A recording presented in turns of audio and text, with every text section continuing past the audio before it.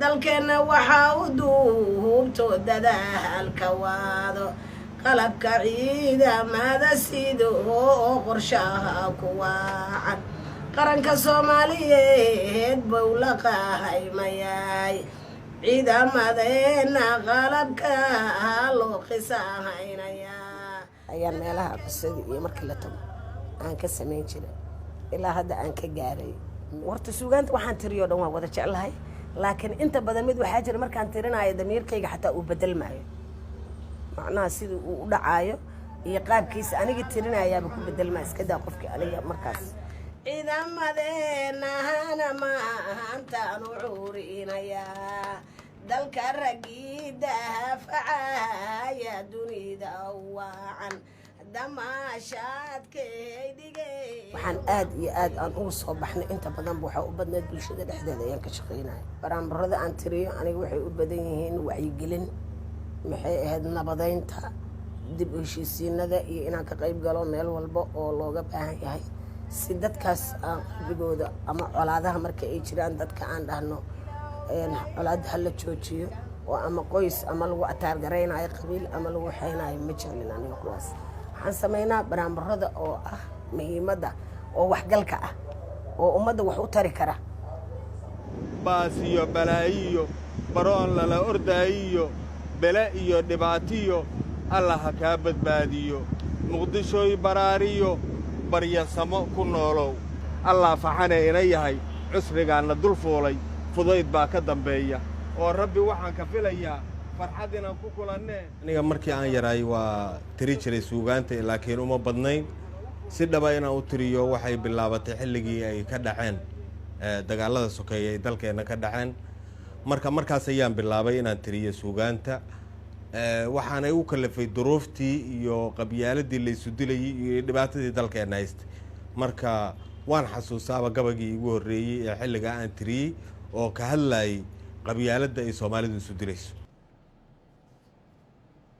waa dulle qabyaaladdu waa furqiyo daacuun waa cadow difaaciyo dugsi aad ka dhigato kaa dooxa maatada waa nacab dadnimadiyo sharafta kaala diriro ummadaada kugu dira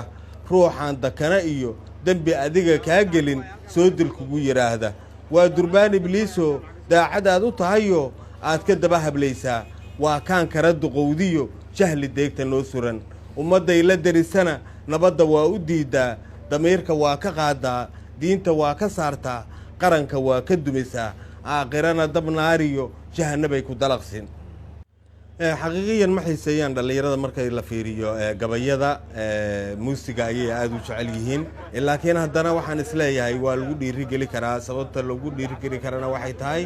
haddii dee jaamacadaha iyo dugsiyada iyo duruusta iyo ay ku qaataan haddaan kuliyad ka dhigno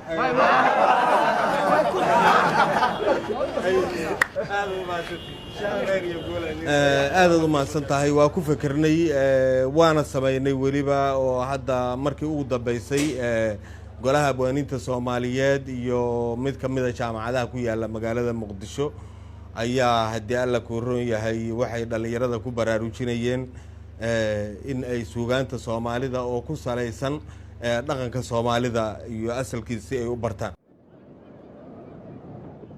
wacyigelinta qarankan weecana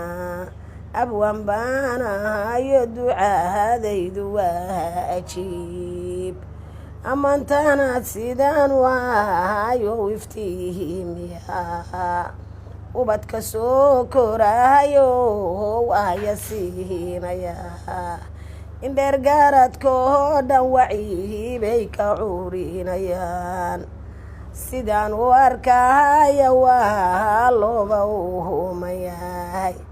ilaahay idankiisa nahagoo abaarta waada ku aamini waaya irdaahiisa nabadda guud rajadaydu waxa waaye in sidii aan gabayga u tiriyey oon ilaahay uga baryay inay horta ummaddu noqoto ummadda Soomaaliyeed farqura ay noqdaan oo ummadda Soomaaliyeed hal meel ay wax ka wada qaataan aan u jecelahay macnaha inay hawshii meesheedii ka sii socoto oo ilaahay hadda meel fiican ayaan joognahay aan sii gaarna meesha ugu dambaysa tobanaan kunbaa tagoogiya ka go-an tiirka bowdada ee timaha ka badan intuu madfuucu tiray laxaadkii iyo isbitaallada markaad tagtaa tacajabaysaa hooyo 10 wiil dhashaan mid uga taagnayni tacajabayay yay u talin 10ka madaxweyne haddaan idhaahdo ka gabyaa oo murtiyahankaahu waxay ka mid yihiin dadka ummadda xushmada ku leh asagoo dhintay ayaa la dhegaysanayaa waanadiisii iyo wixii uu ummadda u sheegay marka dadka gabyaa inay ku guulaystaan haddii alla ku xilkaas ummadduna ay qaadato sidaas ayaan u rajaynayaa ummadduna ka faa'iidaysa